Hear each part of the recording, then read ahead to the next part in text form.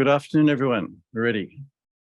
Welcome to Sydney Law School, to a joint presentation between Sydney Law School and the School of Social and Political Sciences at Sydney University, and we're delighted to welcome you here and our guests. We're gathering on the unceded land of Gadigal people. We're looking over what the settlers called Kangaroo Flats, which gives you some idea of the life that the Indigenous owners of this land led, where they gathered their food, where we then built a building. So we are right in the middle of what was a very fertile, active, busy part of Indigenous life, and it's the life we've taken from them. So let's remember that as we are here to talk about chasing wrongs and rights. We can do it right here, but Elaine has done it around the world. So we're here to listen to a conversation between Elaine Pearson and Susan Benke, and I'll introduce them briefly. Elaine's book is Chasing Wrongs and Rights, a personal journey of fighting for justice around the world, published by Scribner Australia and available at the back of the room when you leave. Elaine is currently the Australian Director at Human Rights Watch. From 2007 to 2012, she was the Deputy Director of Human Rights Watch's Asia Division and based in New York. She established the Human Rights Watch office in Australia in 2013, where, as you may know, Human Rights Watch works to influence Australian foreign and domestic policies to give them a human rights dimension. At the same time, Elaine is an adjunct lecturer in law at the University of New South Wales. She's on the advisory committee of UNSW's Australian Human Rights Institute and on the board of the Global Alliance Against Traffic in Women. And she will be in conversation today with Dr. Susan Benke. Susan is the director of the Master of Social Justice program in the School of Social and Political Science. She studies the political, institutional, and social contexts of human rights violations and social justice abuses. Susan has conducted extensive field research on refugee migrant protection, statelessness, and border control in Thailand, Myanmar, Cambodia, Nepal, Bangladesh, and Japan. And her current projects include diaspora's response to acute crises at home, humanitarian responses to complex displacement contexts, and the role of creative arts in transnational activism. With a bio like that, you can see why I invited Susan to interview Elaine today. They have a lot to talk about, and we're privileged in listening in on them. Over to you. I too would like to acknowledge the traditional owners of the land in which we meet. Thanks. I too would like to acknowledge the traditional owners of the land on which we meet and gather right now, the Gadigal people of the Eora Nation. It is land that was never ceded. It always was, and it always will be Aboriginal land. And I note that they were far better custodians of the land than the white fellas that followed. So I hope we can return to some of that. What a pleasure to be the person to get to ask Elaine questions about this book, Chasing Wrongs and Rights. A book that tells stories in such an engaging way about some really, let's be honest, tough parts of the world.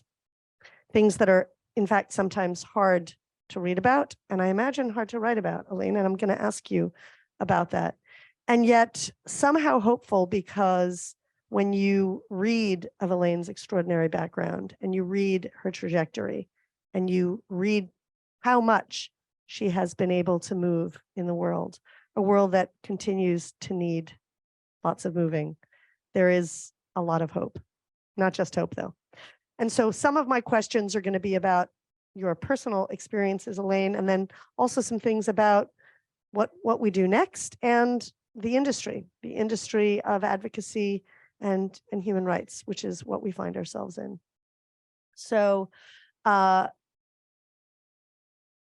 start just by saying I loved it. Wonderful book that allows us as readers to see a trajectory of Elaine as a migrant struggling with issues of race and class in youth to this incredibly inspiring career. From the moment that you realized that your grandmother had been trafficked to a Chinese traveling opera troupe. I mean, how many of us can say that? I think very few. To the sobering, incredibly hard work of documenting disappeared people in Sri Lanka, to the debates that feminists are having about sex work, to the personal experiences that triggered your rise, particularly, I would say, Pauline Hanson's racist diatribe. That actually is the thing, one of the things that inspired you, Elaine. I similarly felt inspired, so thank you. So I'm going to jump in with questions, and I'm going to read the room to see if I see shifting behinds and chairs. That means, oh, I want to ask a question too, and it may be at those points that I stop my questions, but I have a whole lot of them. So you mentioned some famous mentors and role models like Ken Roth, who was the director of Human Rights Watch for many years, and Craig Foster in the interview in Roselle. And I have a two-part question about this. First is I'm really curious to know about your mentors. And then the second part is a little bit more of a potentially a tough one. I think you are a role model to many as a young migrant woman that has done so amazingly well. You certainly are to me, Elaine. But I wanted to ask a bit of a tough question about the advocacy sector. How much of it do you think is still problematically gendered in your view? We know it's not easy to remove the patriarchy from lots of different institutions, but can you talk about what maybe has been done in your sector and what still needs to be done? I realize that's actually a four-part question, not a two-part one. So sorry, we'll start there. Okay. Well, firstly, thanks so much, Susan and Simon and Sydney University for hosting this discussion. I think it's the first book discussion where I've actually just been able to walk from my apartment in Camperdown here, which is very nice to be able to do. And thank you all for coming to listen a little bit about some of the stories in the book.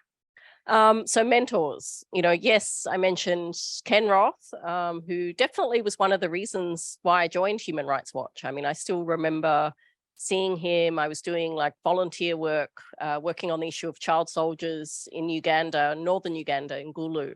And I was watching CNN in the evening and Hard Talk, not CNN, sorry, BBC, and Hard Talk came on. And Ken was on the program, and I was just so impressed by the way that he handled, a barrage of questions on a whole range of issues all around the world.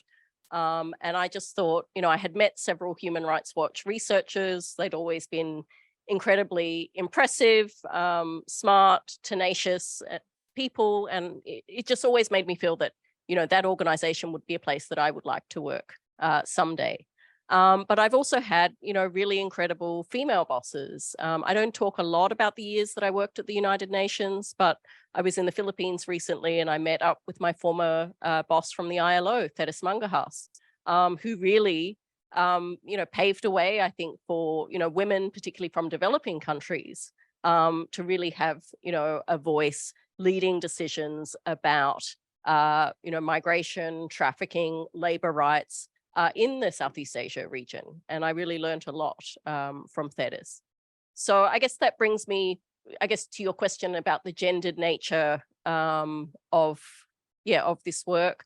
I mean, I guess because I started my career working on the issue of trafficking in women, that actually wasn't really my experience because, my first experience of working for a small, scrappy NGO based in Bangkok was just meeting these incredible feminists from all over the world. At the age of 23, I went to the UN in Geneva to attend a meeting of the Working Group on Contemporary Forms of Slavery.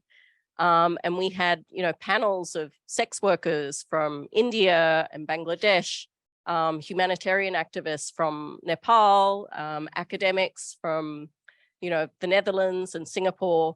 And so I think, I was very lucky actually that in those early stages of my career, I really learned a lot from feminist women. But I also, think when I stepped into that, first meeting, I naively somewhat thought, all the NGOs, all the feminists are going to be on one side and the government and the UN is going to be our target and we need to convince them about human rights protections. But I'd really underestimated the divisions that exist between NGOs, particularly on the issue of sex work. So, those early formative years of my career, I felt like I had this sort of ringside seat to this pretty epic showdown between two different sort of dueling groups of feminists who had very different views on sex work, but it was a great way to really understand the issues.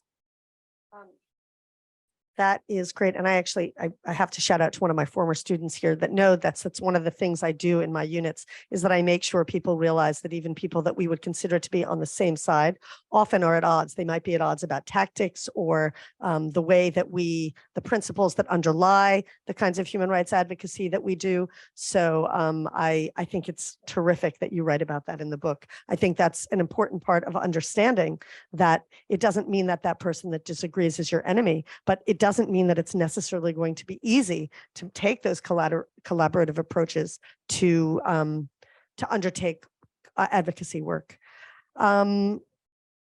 I'm going to come back to whether the UN is patriarchal if we have a chance. I know that's not the purpose of your book, but since you mentioned the UN, I would like to, if we can circle back to that, or I'll leave that to our dear audience members.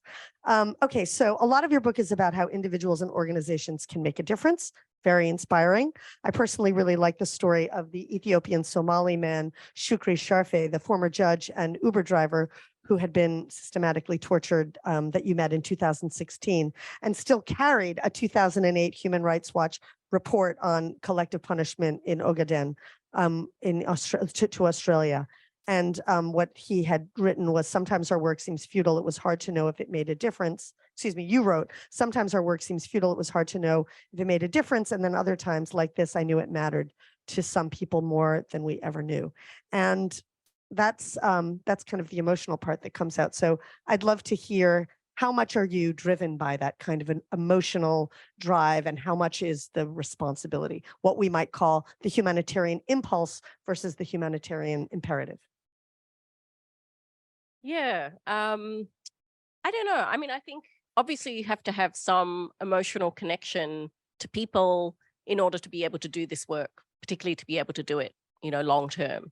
But I also think as a human rights activist, if you don't sort of, you also need to sort of step back a little bit, because, otherwise I think you can be totally overwhelmed sometimes by, the very sad, traumatic, difficult stories that you're confronted with, often on a daily basis.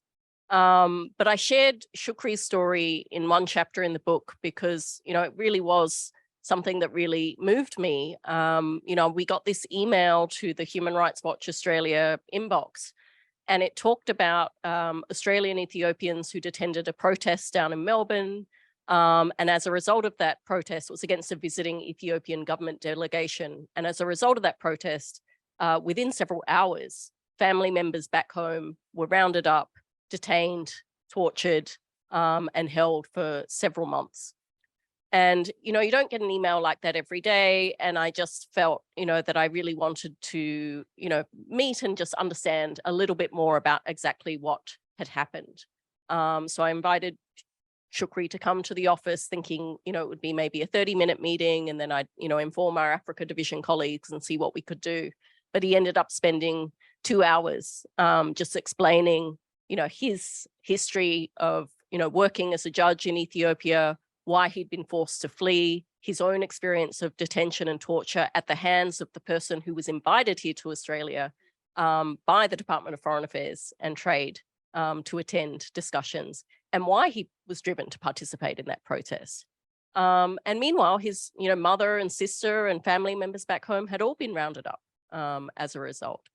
But one of the things when Shukri sort of, was explaining the situation to me, he showed me this really battered report from 2008 that we'd done on crimes against humanity in the Ogaden. And I had vaguely remembered the report. I don't work a lot on Africa, but I remembered when it had come out. And he showed me in the footnote where he was, acknowledged as one of the sources, an anonymous source. But he said, these reports, they really matter to us because someone is actually acknowledging the truth of what has happened. And I think, that is something that I hear time and again when we interview, families and victims of human rights violations. It's a lot about acknowledging the truth of what has occurred, particularly, now, when spaces are very contested and when you have authoritarian repressive governments, whether it's Ethiopia, whether it's China, really trying to, shed their narrative of confronting terrorism or, defeating opposition separatists that don't actually acknowledge the horrific human rights violations that occur in doing so. We're going to get a little bit more into that sort of the importance of voice. I suspect we will when we talk a little bit about Australia specifically. But you've also just triggered me to think about transnational repression, which is a phenomenon that we're reading a lot more about in the diaspora studies literature. When diasporas end up engaging in protest, there's this increasing phenomenon of transnational repression, i.e. the families at home are targeted. And I'm going to circle back to that a little bit later. Elaine, so people working in human rights are often subject to intense scrutiny for criticizing governments. And I guess I want to ask, why are human rights defenders treated this way? And do you think there is exceptionalism in Australia with no regional human rights system or standards? Well, I mean, I think it's pretty shameful, frankly, that Australia is, I think the only Western democracy that doesn't have a Bill of Rights. And I know it's a conversation that, many of us have been having in the human rights field for some time. But it is, it's quite disgraceful that we don't have a way to, we have a number of states that have their own state legislation, but we should have a federal Bill of Rights. And I think, as to the question, why are human rights defenders, under attack? I just returned from the Philippines 2 weeks ago, and I met there one of my human rights heroes, Leila de Lima, a former Justice Minister of the Philippines, former head of the Commission of Human Rights of the Philippines, who, when Duterte became the president, was the only one really within the Senate who challenged him about that. And she paid a very heavy price. Initially, she was slut-shamed in the media with all of these made-up stories about her. When that didn't work to silence her, she then had trumped-up charges brought against her. She's been sitting in a jail cell in police custody for more than 6 years. She's not been convicted of any crime. She's been acquitted of some of the charges, but there are still 2 more cases pending. And I think that shows that the lengths that some governments will go to in order to silence human rights defenders. Why do they do that? It's because they want to silence any criticism of their policies. And we see this play out. Leila is just one example, but, I met, in Thailand a few months back, a really impressive young university student who's facing dozens of charges for lèse-majesté, for her outspoken protests, drawing attention to, concerns about the monarchy in Thailand. And so, all across the Asia region, we are seeing human rights defenders speaking up, joining protests, but also, unfortunately, often paying a very heavy price for doing so. So attuned, because I was just going to ask you about the democratic backsliding in Southeast Asia. It was a later question, but maybe I'll just fit it in here. One of the things that we are seeing in this region quite close to us is what's been called democratic backsliding, or an increase in authoritarianism in many of the governments. Everyone always tends to talk about Myanmar. People are less likely, I think, to talk about Thailand, because a lot of people like to go on vacation, right? But we know that there is a lot of democratic backsliding there. The Philippines, Cambodia. Is there a certain approach that is unique or specific to Southeast Asia for Human Rights Watch, or because of Southeast Asia's kind of approach to human rights, about its kind of defensiveness about human rights, about the fact that, frankly, the AICHR, the ASEAN Intergovernmental Commission on Human Rights, is known to be a body that doesn't have very sharp teeth? Is there an approach by human rights that's specific or unique, or it's really just we focus on a country and we do what we can? I think our focus our focus around the world is largely to hold all governments to the same international standards. And I think for Southeast Asia, we talked about the gap in Australia of not having a Bill of Rights. Southeast Asia is also, somewhat unique compared to other regions, in that there isn't also any kind of regional mechanism to enforce human rights that exist in Europe or in the Americas, even in Africa. You have other certain regional mechanisms that you can draw on. ASEAN has a declaration, they have the Intergovernmental, Human Rights Commission, but, within the governments of ASEAN, you have, several of them that don't even bother, with semblance of going through elections. You know, you have Vietnam, Laos that are still communist states. You have Myanmar ruled by military junta, Thailand and Cambodia, you know, both going through the process of having elections. So, you know, both of them will have elections in the next few months, but they've found other ways to, you know, silence criticism by expelling genuine political parties or opposition political candidates, forcing them into exile or tying them up in legal cases. You have the opposition leader, Kem Sokha now, who's facing, you know, decades in prison in Cambodia for a speech that he made here in Australia. So, you know, I think the challenges in each country are quite unique. As to our approach, I mean, we have sort of a country by country approach. So the way Human Rights Watch operates, we generally have one country researcher per country. For some larger countries, you know, we have maybe, you know, more than one. I think China, we have 3 researchers. And their job is, you know, really to, you know, document, investigate human rights violations across a range of different sectors. And, you know, I work with the team to help them identify priorities, to think about where we can have the most impact. But also, we don't want to just replicate the work of existing civil society organizations. So we're often looking at what partner organizations are doing, and also sometimes what are the issues that partners can't take up because it's too dangerous. And so we often end up taking, you know, the really sort of pointy end of, you know, military abuses, police abuses, extrajudicial killings, torture, disappearances, because it can be very dangerous for local human rights defenders to do that work. Oh, I have now 7 questions, but I'm gonna stick to the script for now, and I'll return to them if there's time. I really like in the book, Elaine, the balance of human rights abuses overseas, especially in our region, like the trafficking in Nepal and the civil war and the disappeared people in Sri Lanka. You already mentioned the Philippines. And you also cover the human rights issues close to home, offshore asylum seekers in detention in Manus Island and Papua New Guinea, as well as the neglect and the abuse of detainees with disabilities and mental illness in Queensland and Western Australia prisons. So again, a 2-part question. Sorry about these. They're really more like 2 totally separate questions. The first is, were you still shocked by prison conditions in a wealthy nation like Australia compared to developing countries? And then the second one, in all of these places, both in the region and in other places, one of the things that I try to speak to my students about is the practice of self-care, because you're seeing some really confronting things. So if you don't mind talking about that and any advice you have, because for people that are in this room, we might imagine that they may be interested in doing similar kinds of work. And I think acknowledging how difficult it can be for the individual is really, really important. I think there's a bunch of questions there, but I will try and take them. So, you know, firstly, I guess, yeah, was I shocked at that a country like Australia could have, yeah, such deficiencies in its prison system? I was really shocked. And, you know, I'm from Perth, I'm from Western Australia. I remember when I went up to Broome, you know, Broome is this beautiful place with, you know, cable beach, white sand, you know, you can watch the sunset.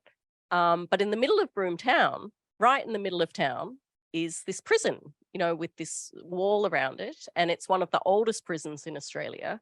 And really, it should have been torn down. I mean, year after year, the Inspector of Custodial Services has said, you know, this prison is inhumane, it's unfit for people to be detained there for long periods. And, you know, unfortunately, we were investigating deaths in custody by suicide that had occurred in that prison. And, you know, it was really awful. I mean, I felt like I was like stepping back into an archaic system of apartheid, you know, where all of the guards working in the prison were visibly white. All of the prisoners that I could see were Aboriginal. And, you know, this was this old, decrepit building, particularly the maximum security unit right at the back of the building, very hot, you know, very cramped quarters, where if someone has a mental health condition, if they have depression, schizophrenia, anxiety, you know, it's pretty obvious that putting someone in those conditions for an extended period of time is actually going to make their mental health worse, not better. And it was just really awful to see those conditions. Several two and a half years after the person had taken their own life in the shower block of that building, and to see that nothing had changed. So, I felt, very strongly about that, and doing work in prisons, interviewing prisoners. I will hand it to the WA government. I was really glad that they actually gave us the access and that they allowed Human Rights Watch to enter those prisons and to interview prisoners. There's a lot of things that you need to weigh up when you go into a prison, because you're interviewing prisoners about abuse that may have happened to them by other prisoners, sometimes by the officers working in that prison. And at the end of the day, you as the researcher go home and they are still stuck there in the prison. So it does weigh on you very heavily. And so I guess bringing it back to the question a bit about self-care and mental health. I mean, I found at the end of each day, when you spend a whole day interviewing people in a prison environment, I really did have to decompress. And so I would do that, talking to my colleague who was also doing these interviews, sometimes talking to my husband, but also trying to do something nice for myself at the end of the day, like getting out into nature, diving into the ocean for a swim, just going for a walk. But I think it's very important that you do have those breaks. And I think one of the things that has also changed in the time that I've been operating as a human rights activist, is the extent to which organizations like Human Rights Watch are now taking that just as seriously as security concerns for staff. So we now have 2 counselors on staff who are available, at any time of the day or night to talk to researchers and to talk to staff about, any aspects that people would like to talk about. And, I think it's really important that it's not just, while you're on a mission in a difficult situation, but sometimes it actually hits you afterwards. And I know for myself, I felt that when I came back from Manus Island. I think when you're there, you're so busy sort of focusing on everything. But it was actually, several weeks later, I was back in Sydney. But many of the men who I'd interviewed, they were still contacting me by WhatsApp, by Signal messages, and they were going through a really tough time. This is the time when the centre was under siege because they didn't want to move to the other facility. And so those are also really important times when you have to, put in place certain rules. So I had to, set some rules for myself, not to check my phone at all hours of the day and night, to put it away. And to try and sort of, think about when you need to refer people to other services to provide that sort of more caring support, especially for people who are also, facing their own mental health challenges. That's a great answer, Elaine. And I think it's important that we acknowledge that there can often be this feeling of guilt about admitting that you're feeling some vicarious trauma, because surely the people that you've been speaking to have it worse. And yet it does no one any good when the activist or the researcher is so burned out that they can't continue their work. So it's really nice to hear the strategies that you put in place. Okay, so my own work is on Bhutan, which is not in the book, but I know you know a lot about it. This is a lesser known issue for those of you who don't know anything about it. I'll just bend your ear for a minute while I chat with you about it. This is a country of gross national happiness, as it's known, has been documented by Human Rights Watch to have expelled about 1/6 of its population in the early 1990s. And decades later, some people who protested against policies directed to the ethnic Nepali minority there, those people are still in prison. Now, I was privileged to play a small role in discussions about the recent report that Human Rights Watch just released about these political prisoners. I saw the researchers involved in that research doing this amazing and incredibly painstaking research. I mean, I think I'm painstaking because I'm an academic researcher. Well, talk about a different bar. I mean, this is like super, super painstaking. And I know that because I've been on these calls for a long time, it took more than a year to research. But there's a tension here about the urgency of the problems in the world. I mean, those political prisoners have been in prison for a long time, and surely they want to get out of prison. And the time it takes researchers to do this work that is so legitimizing and substantiated. So I'm just wondering if you could comment on that. Yeah, I think for a lot of our researchers, it is really frustrating that it can take quite a long time for the reports to come out. And I think, we're always sort of weighing that up. So, sometimes if something's a real crisis situation, at the moment it's Sudan, right? Like, I think there's obviously a role for us to critically get information out as fast as possible. And so then we will be doing, press releases, shorter pieces. But it's also really important that we don't make mistakes because, Human Rights Watch, the value of Human Rights Watch is really our reputation, the fact that we're independent, the fact that we're credible. And so we need to be really careful to ensure that we don't just rely on, one account, for instance, of an abuse, that we cross-check, that we get other witnesses, that we get other sorts of verification. Increasingly these days, we also can't necessarily set foot in the countries where we're investigating human rights abuses, places like China, places like Bhutan also. And so we have to look at other ways that we can do that. And so we're increasingly using things like satellite imagery, digital verification techniques. We're using a lot of tech tools to cross-check the information that people will tell us. So sometimes we're still doing remote interviews, but we're doing it over encrypted applications like Signal in order to ensure that people, aren't then targeted for talking to us. But, it is challenging. And because of those challenges and because of the need to ensure the safety of the people who are often providing this information, it does take time for the material to be put together and to come out.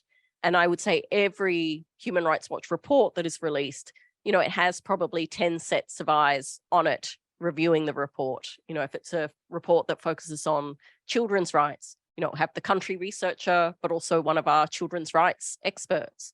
It will have then the divisional director.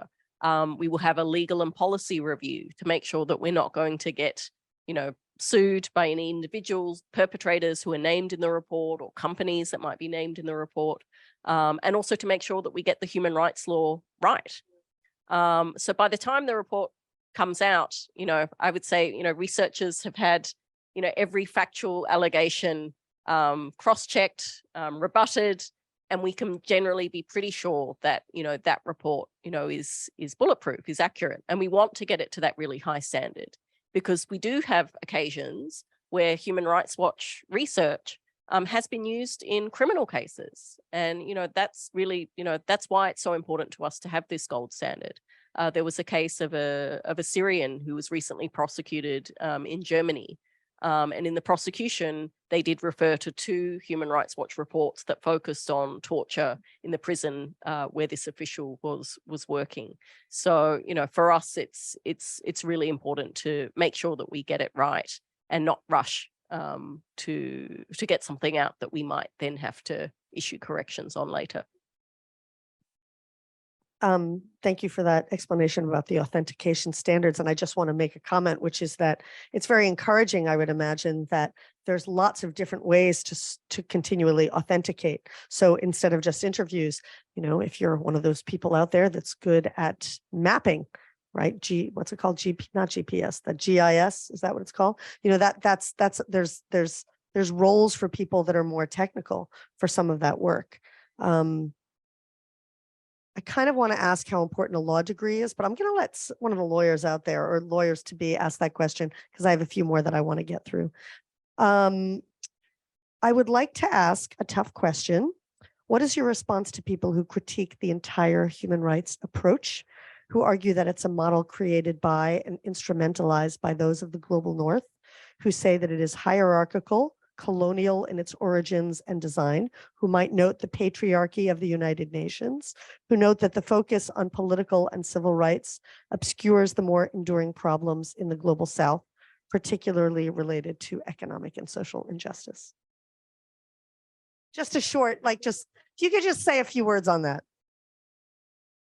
Well, as the Asia director, I do hear that occasionally from some government officials in certain countries where we're documenting pretty horrific atrocities or crimes against humanity. And my answer to this question, which is largely about whether human rights is a Western construct or not, is, just take a look at the people who are leading protests in places like Myanmar, in places like Hong Kong, in China, in Iran. These are not people who are being told what to do by the West. These are people who are taking to the streets because they want their human rights defended. And that is why human rights, is a universal construct. And, we know the history of the Universal Declaration of Human Rights. We know that, countries agreed after World War II that certain standards are universal. And so I think it's really important to hold, all governments to those standards. And, I'm really worried, at the moment now about the attempts by some governments, particularly the Chinese government, to try and undermine the international system. And we are seeing that, happen now. And, we don't want to see, we know that, I think, mechanisms of the UN certainly are flawed. I think it's quite problematic. The Security Council, if you look at the makeup of it and the countries that have the veto, I think, we're very frustrated, particularly when we look at situations like Myanmar, where atrocities are being carried out nearly on a daily basis, and yet there's still no referral to the International Criminal Court. But, that said, I get worried when we see the efforts by the Chinese government to try and, insert this language into UN documents about, mutual beneficial cooperation and win-win, and trying to turn the UN into, a place that's more about, technical cooperation where governments, agree and consent to things, rather than what it should be, which is really a place of accountability, of holding all governments to the same standards. Great answer, Elaine. I have one more question, and then just a few, just kind of more on the personal stuff, which I think is of interest to our audience as well. So this is a thorny question, and it's actually really a question for academics as well as practitioners. I love how you are appropriately self-effacing about some of the programs that do the work that we want to do to better the world. There's this lovely line in it where she notes that one youth volunteer program could have been called Little Lords of Southeast Asia. That's such a great line, Elaine. An acknowledgement that we need to heed the dangers of volunteerism, something that I think those of us that have worked in this field and have thought about this field know too well. Now, I am very clear when I teach that the research that we do, even when well-meaning, is an extractive industry, because we take the information, we refine it, we produce it, and we benefit from it, often more than the recipients. And I think that it's possible that advocacy organizations can fall into that same trap. And I wanted your thoughts on that. Yeah, I mean, Behrouz Boochani has spoken about this, the sort of extractive nature of that environment and the extent to which, organizations, yes, this is become an industry, right? Like other industries, and this is our work. But I think, one of the central things that I learned pretty early on in my career is that, a central principle of human rights work is about participation and self-representation of affected people. And so at the end of the day, it is not just our job to sort of take information and produce a nice report and go and speak at the UN about that. Our job is also to amplify the voices of people who are affected and help them have a seat at the table. And so, when I talk about, in the chapter where I talk about Manus Island and, particularly the experience of doing that research on refugees, I think one of the positive things that came out of that experience was the extent to which men who were victims of human rights violations did not let themselves just be defined as victims, but actually became the active participants in changing that situation, in speaking out against that situation.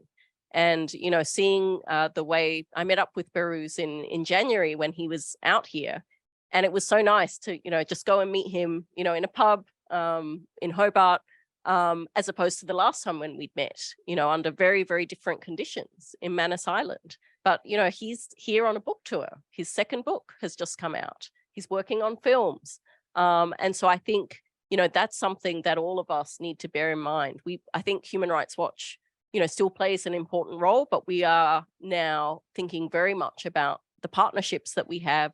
And yes, the extent to which, research that we do also benefits, people and helps, give voice to people who should be the ones actually, raising these issues and making the case, at the highest levels of government. Great. Okay, move on to a little bit of the personal. Congratulations on your promotion this month to Asia Director of Human Rights Watch. And you credit support from your partner, your husband, as crucial for your career. And I think that for some of us that have tensions because one person wants to advance in one way and another partner may not, it would just be lovely to hear if you could expand on what this means in sort of in your lives, as how you as partners support one another. Yeah, it's funny that you ask about that, because one of the things when my publisher was reviewing the book, he was like, your husband, Cameron, be good to like focus on him more as a character. And Cam was like, I do not want to be, mentioned in your book. So there's like a few obtuse references, but that was like the most that I could do. But look, I think having a supportive partner, it does make all the difference. And, we met, in Thailand many years ago, and, having his support when we moved to New York to take on the first job that I had at Human Rights Watch, Deputy Director of the Asia Division, I couldn't have done it without his support. And, certainly I couldn't have embarked on this project of writing a book while still working, in the midst of the pandemic without my partner's full support. So, I think that really means a lot. And I think it is really difficult, particularly for women to juggle, family life. We don't have children. So I think that also, is easier. But I'm constantly in awe of, my colleagues who, have 3 kids and, somehow still manage to, work these really demanding jobs, get stuff done, and also still have, a very sort of caring, nurturing approach to the work we do, and and to other colleagues in the organization. I'll just note that I left my children at home today with the iPad. I'm just saying, because it's break. Don't judge me. Look, I have a couple more personal questions, but I'm mindful. Well, it's 15 minutes. Can I throw another one in and then over to you guys? I mean, if you don't have anything to say, I got lots more, but let me just do one more, which is, and we touched on it a little bit already, but when you mentioned the transnational repression, it made me think about the ethical challenges of the work you do. You already mentioned the challenges of the work inside prisons. When somebody talks about something that happened to them, it could potentially reverberate on them. That's why in the university environment, we have informed consent, like it or not. There are reasons for those ethics processes, what it means to leave people behind. And I guess I just wanted to, and transnational repression, what happens when somebody, whether you're the one that writes on it or not, when somebody reveals their protest, and then the families at home can be hurt by that. How do we square that circle? Can we square that circle? Yeah, I mean, it's a really difficult question. And I think it's something that is front of mind for us whenever we embark on a project. How can we do it safely? How can we do it in a way that, is not going to endanger or put people at further risk? And in some cases, we've just had to kill projects, part of the way through, or even almost all of the way through, because we just feel like it's not worth that risk. So we do these security assessments at the beginning of projects. We often talk about ways that we can try and protect people's identity. So for instance, when we did the prisons work, we didn't reveal the names of the prisons, the individual prisons. We didn't reveal the names of prisoners either.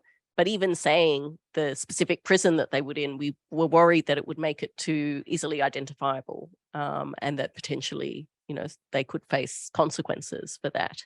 So we look at how we can sort of protect people's identity. But, in the case of Shukri, for instance, so, we interviewed a bunch of Ethiopian Australians who had family members rounded up, and most of them wanted to be anonymous. But in Shukri's case, he wanted to speak on the record, and he said, I don't, I feel like I need to do this. And I also felt that, we needed to respect, his decision on that. So we had a conversation about it, and, we talked about the risks. And, the unfortunate thing was, after, that report came out, and ABC Lateline also interviewed him quite extensively on television, 3 of his brothers were released, but then a couple of weeks later, his sister was arrested and she was not released for several months. And I know that that weighed on him very heavily. And we did everything we could to try and push the Australian government to pressure the Ethiopians to release her. But it took time. And, that is something that, we always have to weigh up, both for our own staff, sometimes our own staff security, because we hire a lot of people who are the local nationals of the country that they're covering. And so sometimes, we have to get people out of countries quickly, at very short notice for a period of time until things cool down, because, it's just not worth the risk of someone being picked up, detained, in some cases, people might be tortured or even worse. Oh, good. Hands up. Now we can hand it over. Do you want to? Oh, good. Hi, thanks for the talk. I'm one of the former students of Susan. Twofold questions. One on advocacy. There was a student of ours a couple of years back in Myanmar. He was traveling in a car and was arrested by the junta government and put in jail for a couple of years. And then there was a debate between the alumni when we were trying to do the advocacy for him, that should we do this very strongly, or whether this is going to be give a pushback in terms of putting him in danger. And there was a strong divide. And how does your experience weigh on a situation like that? Because I was very conflicted as to what should we do, what should not we be doing it. And the second would be, as you are now the Asia director, how about India and the situation in terms of the civil society organizations getting more and more scrutiny, and FCRA being looked up as foreign funding? And yeah, two great questions. And I mean, I do touch on this a bit in the book. So I do think, we have a lot of situations where someone's arrested and we, if we know the person, particularly if they're a human rights defender, sometimes there's like a quick scramble where we think if we can just get to the right person in power to like make a decision quickly, you can sometimes fix things very quickly without necessarily going public. And there is always a risk with going public that it can just cause governments, to double down. And so this happened in the case of Hakeem al-Arabi. And so we actually did try very hard in the first 48 hours to deal with it quietly. But then, when that approach wasn't working, we realized that if we didn't escalate it and if we didn't make it public, we knew of other cases where other Bahraini dissidents had been sent back in very similar circumstances to Thailand, despite the intervention of the UN and others. So in that case, we were also able to talk to him. He still had a mobile phone.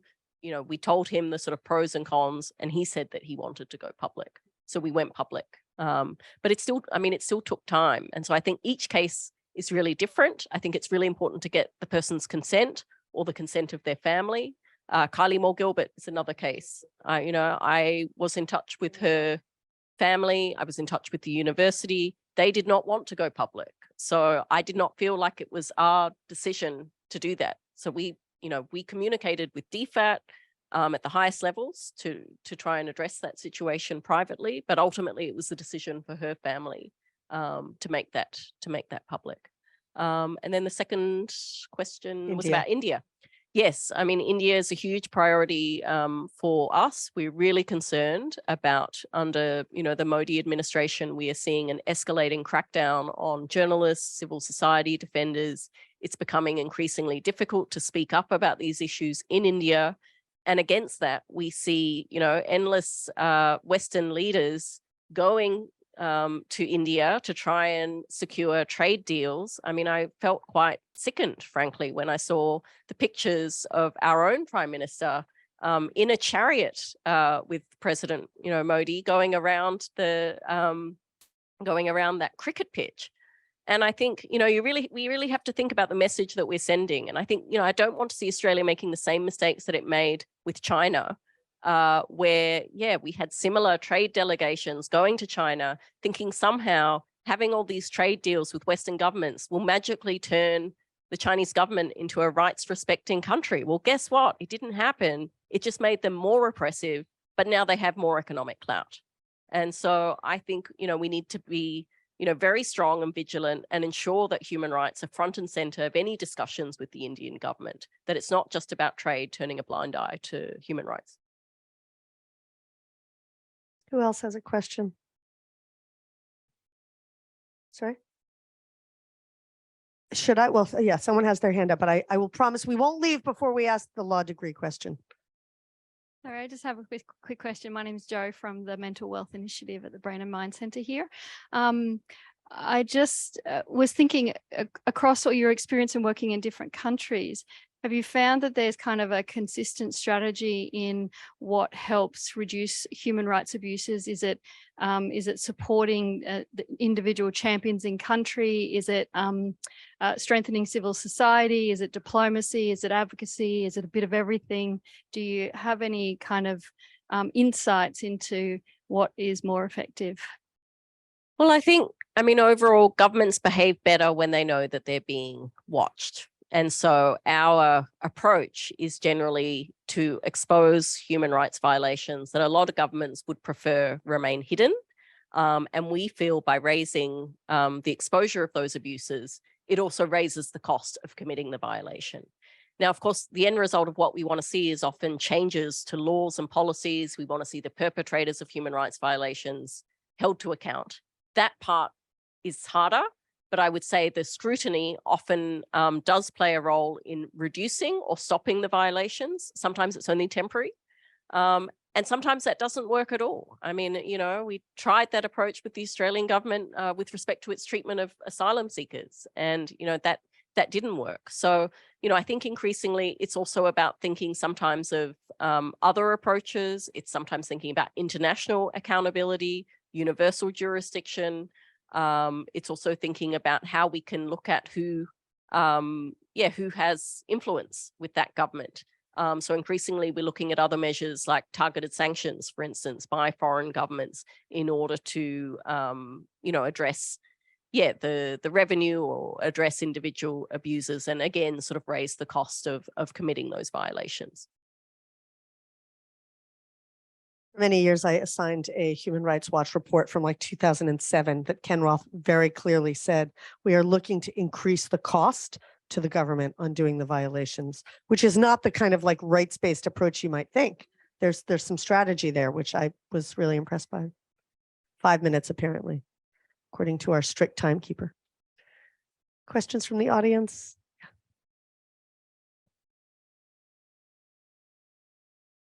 Thank you, Elaine. I'm from Afghanistan. In my country, half of the population don't have their basic human rights. The women and young girls, they can't go to school, they can't have job, and that sort of pushed the whole country and society to poverty, but also, the amount of human rights abuse towards their gender, basically.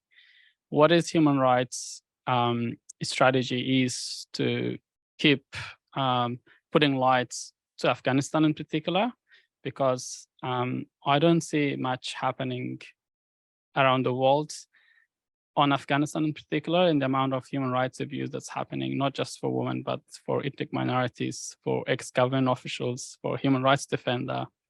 I don't see any proactive campaign or work that's going on towards Afghanistan. What's human rights strategy for future? Of course, we don't want the Taliban to get recognition. And that's something that they're mindful in watching all the media, social media. Anyone that are making statements against them, they will be disappeared the next day or so. I was chatting with our Afghanistan researcher last night, who is a woman from Afghanistan, obviously can no longer live in the country. And, I feel like every time we talk, it is incredibly depressing, because I feel like on Afghanistan, we are just reacting, to, the increasing abuses by the Taliban, particularly against women, but also against ethnic minorities. And just we're seeing that space, shrink more and more. So, our role there has largely been around continuing to document and continuing to try and raise the profile of these abuses. I do think that, unfortunately, with the situation in Ukraine and Russia, it also means that situations that are equally deserving of attention, like Afghanistan, like Myanmar, just aren't getting enough international attention. and then continuing to push for international accountability for these abuses. So pushing for action through the Human Rights Council, universal jurisdiction, and I think continuing to push back against any recognition of the Taliban at all. I mean, I think it was just yesterday that, I read a story that, said a UN official, was asking the question whether, we should be looking at recognition of the Taliban as a way of deterring future abuses. And I think that's, precisely the wrong approach. We need to continue to stigmatize the Taliban. But, we've also been doing work looking at particularly the impact of, US sanctions. So, sanctions can sometimes go too far in terms of, the sovereign wealth fund of the Afghan government. And of course, there's, a reason why you don't want that money necessarily to get into the hands of the Taliban. But you do want to ensure that that also goes to the Afghan people. And so, I think there's also advocacy work that needs to be done there, but also ensuring that, humanitarian aid can be delivered effectively. And if if the Taliban's going to say, well, women can't be involved anymore in working for the UN or humanitarian organizations, how on earth are you going to deliver humanitarian aid? How are we going to deliver babies when they're saying that, they're making it increasingly difficult for women even to be healthcare workers? So increasing, I think, the attention on these issues, but it is getting very, very difficult. And, I think the other thing that we need to remind countries to do is to accept more Afghan refugees for people who, need to come to safety. And so that's something that Australia and other countries can do. With such limited time, I think I'm going to go to that last question that Simon has instructed me to do, and I'll combine it with just a larger question, which is for young aspiring people interested in human rights, what advice do you have? And as a sub question, law school necessary, important, etc. Law school, not necessary, but I do think it helps. So, I studied law, obviously, but I never practiced as a lawyer. I do think it gave me a great grounding in how to construct concise legal arguments, in how to defend certain positions, in how to analyze legislation. So it gave me a great grounding in that. But we also have incredible researchers at Human Rights Watch who come from different backgrounds: journalism, academia, social work. We have people who work for us on Ukraine who come from the military. And so, I think there's no one clear pathway. I think, you do have to have, somewhat of a positive, tenacious attitude in order to do this work, which, can at times be, quite relentless. But, at the same time, I think it's also about really caring about people and wanting to make a difference. And I have to say, some of the most rewarding moments I've had in my career is getting that phone call from someone who, you've been talking to and finding out that their loved one has been released from custody, and knowing that our work that we did, played, some small role in that. So, human rights work is incredibly rewarding. I think it is a great career. I encourage you, if you're interested in a career in human rights, find an issue that you really care about, that you're passionate about, develop some expertise in one issue, try and write blogs, write op-eds, develop a bit of expertise, and, try and get some field experience, because I think, whether it's field experience, in Australia or in other countries, having that experience also just gives you a bit of a better understanding of what are the conditions that, human rights defenders are facing on the ground in different countries, and that victims of human rights violations are facing. Can we give a very big hand to Elaine Pearson? Thank you so much. What a terrific book. Thank you so much. Thank you both. That was an inspiring note on which to finish. What you didn't say, if you want to follow in Elaine's footsteps, is buy the book. And if you can, you enroll in Susan's social justice course. And good luck to all of you in following these inspiring paths that have been laid out for you. Thank you very much, both of you.